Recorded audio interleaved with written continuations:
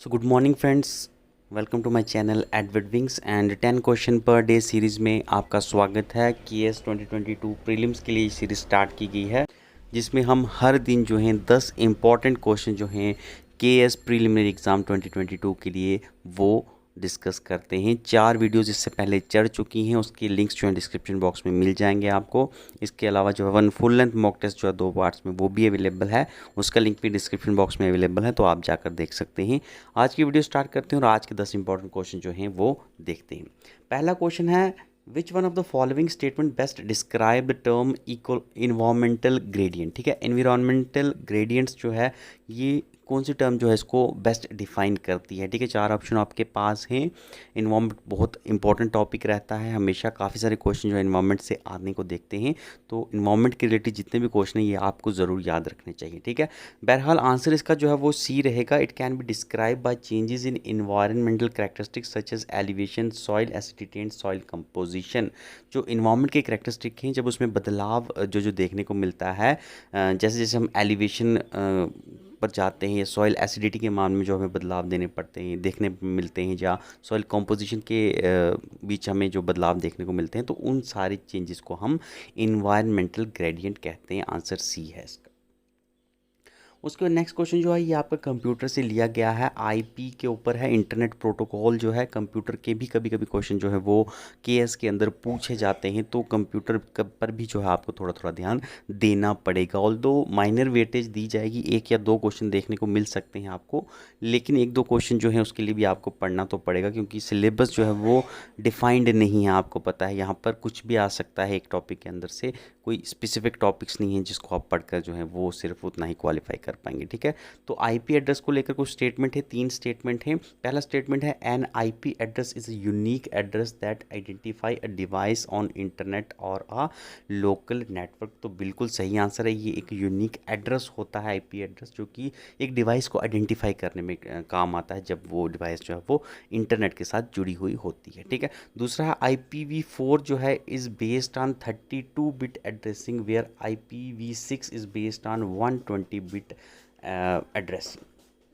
ये काफ़ी factual question है, आपने काफ़ी बार देखा भी होगा। IPv4 का पूछा जाता है कितना बिट एड्रेस, IPv6 का पूछा जाता है कितना है, तो बिल्कुल सही स्टेटमेंट दिया गया है। IPv4 जो है 32 बिट का एड्रेस होता है, IPv6 जो है ये 128 बिट का एड्रेस सिस्टम जो है ये होता है। ठीक है, उसके बाद थर्ड स्टेटमेंट है, IPv6 जो है provide simpler and shorter IP address as compare to IPv4। ठीक है, तो ये स्टेटमेंट आपका गलत होगा, क्योंकि IPv4 जो है इसका एड्रेस जो है शॉर्ट होता है, और IPv6 जो है इसका एड्रेस शॉर्टर नहीं होता बल्कि लॉन्गर होता है। इनफैक्ट IPv4 जो है इसका ऐसे 4 लाइंस के अंदर आपको जो है इसका एड्रेस देखने को मिलता है। 4 लाइंस में कुछ डिजिट्स होते हैं, 0 से लेकर 255 के बीच कोई भी डिजिट हो सकता है।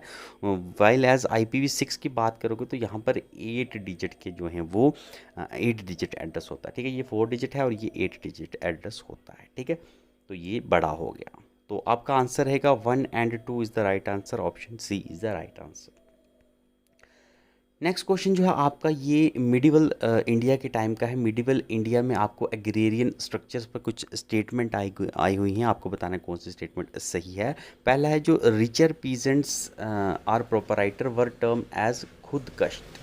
ठीक है, जो अमीर पीजेंट्स थे या अमीर हम कह सकते हैं ज़मींदार थे वहाँ पर मिडिवल इंडिया के टाइम, उनको खुद कश्त कहा जाता था। बिल्कुल सही है, जो रिचर पीजेंट रहते थे उनको खुद कश्त कहा जाता था।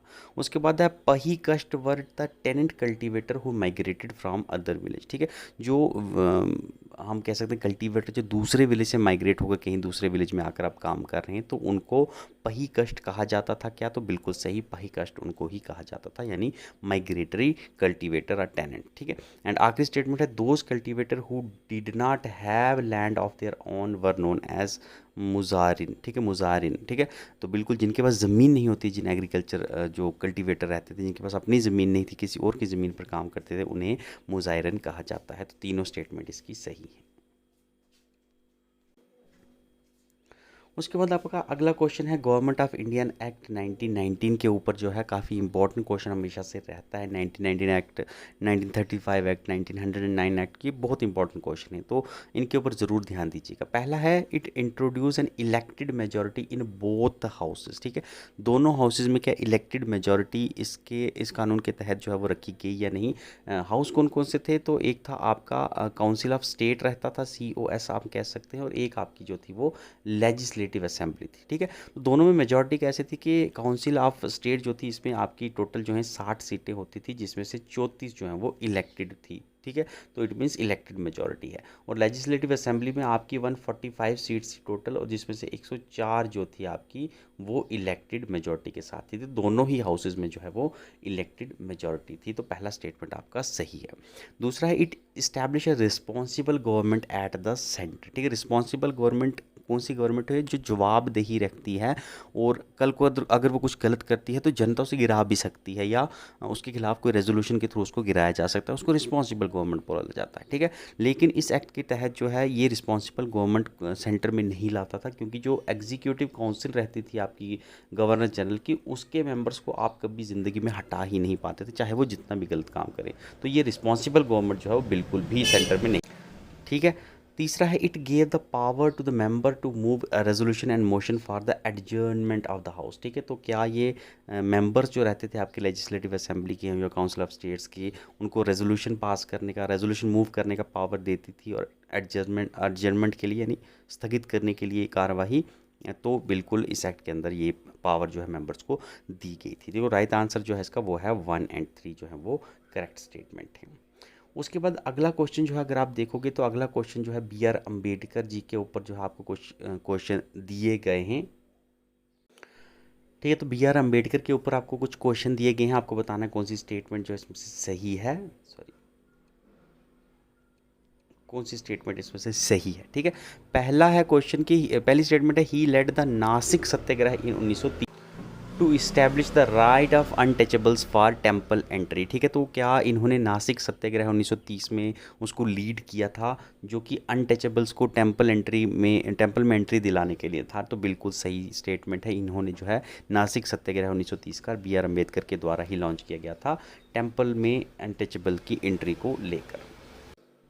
दूसरा सिस्टम है he launch a peasant agitation against the Khoti system, ठीक है। खोटी सिस्टम जो है खोटी जो है ये लैंडलॉर्ड्स को कहा जाता था। लैंडलॉर्ड्स को जब अंग्रेज़ हक दे देते थे लैंड रेवेन्यू कलेक्ट करने का, तो वो एक्स्ट्रा ऑर्बिटेंट रेट जो है वो चार्ज करते थे रेवेन्यू रेट का, तो वो सिस्टम जो था उसे खोटी सिस्टम कहा जाता था।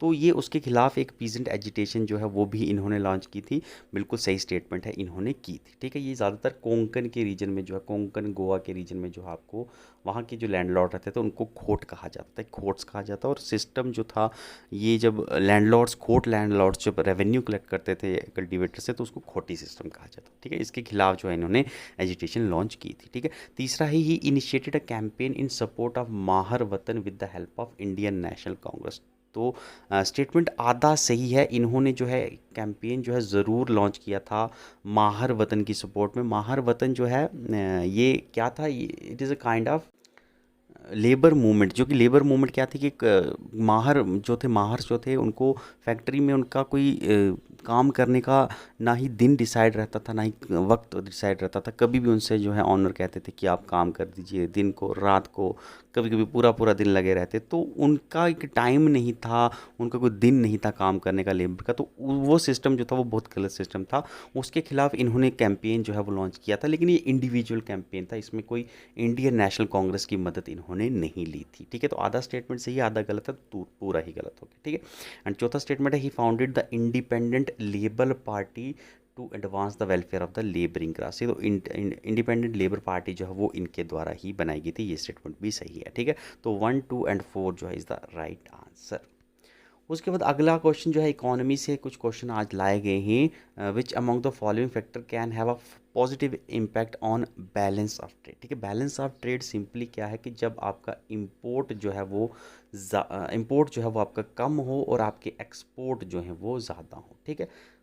सॉरी इसको कीजिएगा, आपके इंपोर्ट जो हैं वो कम हो और आपके एक्सपोर्ट जो है वो ज़्यादा हो, ताकि ज़्यादा डॉलर जो है कंट्री के अंदर आए। इसको पॉजिटिव बैलेंस ऑफ ट्रेड कहते हैं। तो किस चीज़ की वजह से पॉजिटिव बैलेंस ऑफ ट्रेड रहेगा? तो पहला है डेप्रिसिएशन ऑफ रुपी, ठीक है। डेप्रिसिएशन अगर रुपी की रहेगी तो इसकी वजह से क्या होगा कि एक्सपोर्ट जो हैं वो सस्ते हो जाएंगे, और एक्सपोर्ट अगर सस्ते हो जाएंगे तो बिल्कुल पैसा डॉलर आएगा। तो ये एक पॉजिटिव इम्पैक्ट इसके थ्रू होगा, ठीक है। दूसरा है imposing the minimum import price on raw material. Minimum import price जो है रॉ मटेरियल पर अगर लगेगा, मतलब एक का टैक्स अगर इंपोर्ट पर लगेगा तो इंपोर्ट कम हो जाएगा और एक्सपोर्ट ज़्यादा हो जाएगा, और इसका भी इफेक्ट जो है एक पॉजिटिव इम्पैक्ट रहेगा बैलेंस ऑफ ट्रेड, ठीक है। तीसरा है कंट्रैक्शनरी मॉनेटरी पॉलिसी अगर आरबीआई लाएगी तो इससे नहीं होगा। कंट्रैक्शनरी मॉनेटरी पॉलिसी में कि जब इंटरेस्ट रेट ज़्यादा हो जाएंगे, लोगों के पास जो पैसा कम होगा तो लोग डिमांड नहीं करेंगे, डिमांड करनी ही होगा तो फिर कोई चीज़ जो है वो बेचनी ही नहीं पड़ेगी, ठीक है। तो कॉन्ट्रैक्शनरी मॉनेटरी पॉलिसी जो है इसका पॉजिटिव इम्पैक्ट नहीं रहेगा।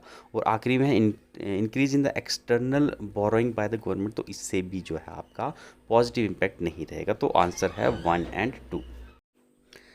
नेक्स्ट क्वेश्चन है आपका कि which of the following factor can lead to increase in demand pull inflation. Demand pull inflation वो होती है जब पैसे जो हैं काफ़ी ज़्यादा आ जाते हैं, जिसकी वजह से डिमांड काफ़ी बढ़ जाती है लोगों को कोई भी चीज़ लेने की, लेकिन सप्लाई जो है वो कम रहती है चीज़ों की, ठीक है। तो किन वजह से डिमांड पुल इन्फ्लेशन जो है वो बढ़ सकती है? पहला, increase in crude oil price due to the prevailing tension in Ukraine में टेंशन की वजह से अगर क्रूड ऑयल प्राइस बढ़ेंगे प्राइस तो चीज़ें जो है उसकी सप्लाई कम हो जाएगी। तो ये सप्लाई साइडेड जो है फैक्टर रहेगा, ना कि डिमांड साइडेड।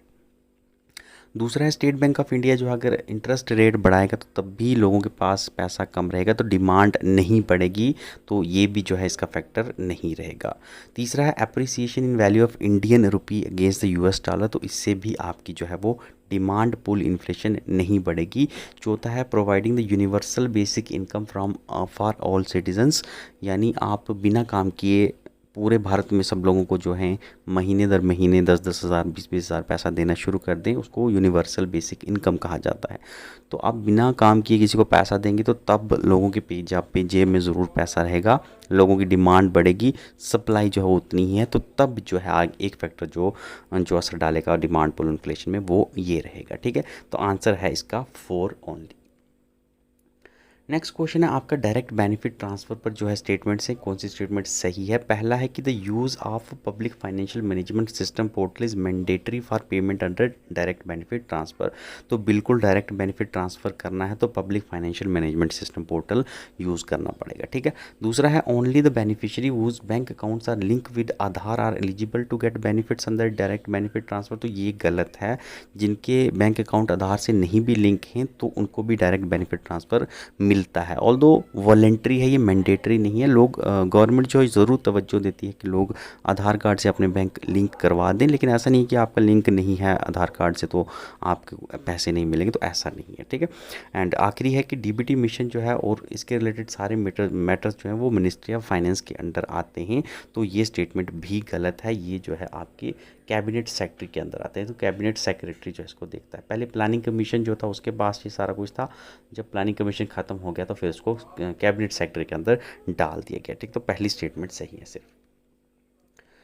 उसके बाद आखिर 9वां क्वेश्चन है, सॉरी, ग्लोबल मिनिमम टैक्स के ऊपर जो है क्वेश्चन है। मल्टीनेशनल कंपनीज़ के ऊपर जो ग्लोबल मिनिमम टैक्स लगा गया है, आपको पता है काफ़ी सारी कंपनीज जो हैं वो काम ही करती हैं और टैक्स वहाँ पर देती हैं जहाँ पर सस्ता रेट टैक्स का रहता है। तो जिस कंपनी में वो प्रॉफिट जनरेट करती हैं वहाँ पर दिखाती नहीं कि हमें प्रॉफिट है, दूसरी कंट्रीज़ में जाके प्रॉफिट दिखाती हैं, वो जो कि इधर दूसरी कंट्री से कमाया हुआ प्रॉफिट किसी दूसरी कंट्री में जाकर शो करती हैं और वहाँ पर टैक्स देती हैं क्योंकि वहाँ पर सस्ता रेट ऑफ इंटरेस्ट रखता है। तो इसलिए एक ग्लोबल प्लान लाया जा रहा है, हालांकि लागू नहीं हुआ है। ये प्रपोज किया जा रहा है कि जो मल्टीनेशनल कंपनी जो एक देश से दूसरे देश में जाके काम करती है उसको मिनिमम इतना टैक्स देना ही पड़ेगा, चाहे वो प्रॉफिट जितनी मर्जी कमाए, इससे कम टैक्स नहीं देगी। इसको कहा गया ग्लोबल मिनिमम टैक्स, ठीक है।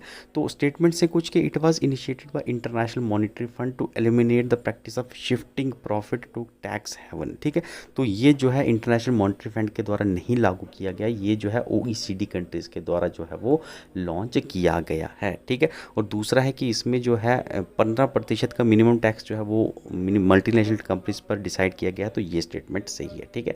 Two is the right answer. ठीक है, और आज का आखिरी क्वेश्चन जो है वो है आपका हॉल मार्किंग पर। पहला स्टेटमेंट है hallmarking is mandatory for selling diamond jewellery in India. हाल ही में जो है ये हॉल मार्किंग जो है कंपलसरी किया गया है। और पहला स्टेटमेंट गलत है, ये डायमंड के लिए नहीं किया गया है, ये आपका गोल्ड एंड सिल्वर के लिए किया गया है। ठीक है, तो गोल्ड और सिल्वर जो जिसमें हॉल मार्क होगा वही अब बिकेगा, डायमंड जो है इसमें नहीं आता। ठीक है, दूसरा है gold watches and fountain pens जो हैं इसको इस स्कीम से एग्जेम्प्ट किया गया है। तो बिल्कुल गोल्ड की जो वॉचेस रहेंगी या फाउंटेन के पेन रहेंगे इनको इसमें से एग्जेम्प्ट किया गया है, उसको हॉल मार्किंग की ज़रूरत नहीं होती। और आखिरी है आपका कि standard of hall marking for jewellery are prescribe by Indian bullion and jewellery association. तो ये भी जो है ये इनका काम नहीं है, स्टैंडर्ड जो है ये आपका BIS के अंडर है, ब्यूरो ऑफ इंडियन स्टैंडर्ड, जो कि मिनिस्ट्री ऑफ कंज्यूमर अफेयर के आती है। ठीक है, मिनिस्ट्री ऑफ कंज्यूमर अफेयर्स के अंदर आती है। ठीक है, तो statement 2 is the right answer. ठीक है, तो आज के 10 क्वेश्चन इतने ही हैं, बाकी जो है हम आगे देखेंगे। बन रहेगा चैनल के साथ, देखते रहिए एडवर्ड विंग्स।